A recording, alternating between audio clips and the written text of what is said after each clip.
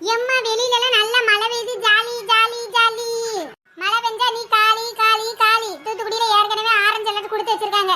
மழை பெஞ்சுக்கிட்டே இருந்ததுன்னு வச்சுக்கோங்க, ரெட் அலர்ட்டா மாறிடும். அதுக்கப்புறம் வீட்டுக்குள்ள எல்லாம் தண்ணி தான் பார்த்துக்கோ. வெள்ளத்துல கடந்து சீரழினாலும் போன வருஷம் அதே மாதிரி சீரழி வேண்டியதே இருக்கும்.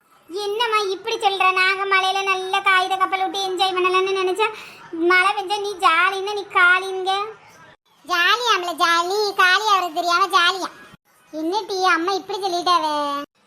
சே, நானும் மழை பெய்யும் இன்னும் அடுத்து ஜூன் மாதம் திறக்க வேண்டிய ஸ்கூல் இன்னும் 15 நாள் எக்ஸ்டெண்ட் ஆகி ஸ்கூல் அப்படியே லீவ் விட்ருவாங்கன்னு நினச்சேன்.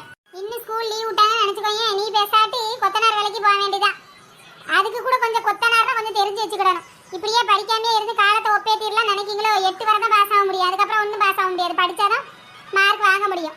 உங்களை அப்படியே பாஸ் ஆக்கி விடுறதுனால தான் ஒன்றும் படித்து தொலைய மாட்டேங்கிங்க. ஒரு பாடம் வாசிக்க தெரியுதா?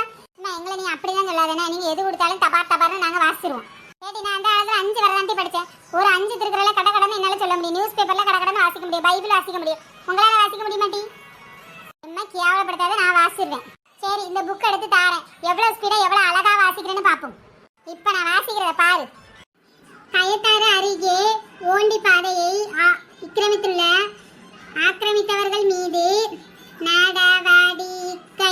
நடவடிக்கை ஐயோ ஒண்ணுமே தெரியும். ஏதோ எடுக்க வாசிக்கிற லட்சணத்தை பாரு. படிக்கலாம் படிப்பு என்னத்தை தான் போய் படிப்பீங்களோ தெரியல. டீச்சர் நல்லா தான் சொல்லி எடுக்காங்க. நீங்க ஒழுங்கா அதை கவனம் செலுத்தி படிக்கணும், வாசிக்கணும். ஒரு மண்ணு பிராக்டிஸ் எடுக்கிறது இல்லை. அப்ப இப்படித்தான் இருக்கும். அம்மா வாசிக்கிறத பாரு. கயத்தாறு அருகே வண்டிப்பதையை ஆக்கிரமித்துள்ளவர்கள் மீது நடவடிக்கை எடுக்க வேண்டும் என வலியுறுத்தி கலெக்டர் அலுவலகத்தில் சிதம்பரம்பட்டி கிராம மக்கள் மனு அளித்தனர். கயத்தாறு தாலுகா சிதம்பரம்பட்டி கிராமத்தை சேர்ந்த 100க்கும் மேற்பட்ட பொதுமக்கள் தூத்துக்குடி கலெக்டர் அலுவலகத்திற்கு மனு அளிக்க வந்தனர். இம்மா நீ பெரிய நியூஸ் ரீடராகவே ஆயிரலாமா. சூப்பரா வாசிக்கமா, வெரி குட்.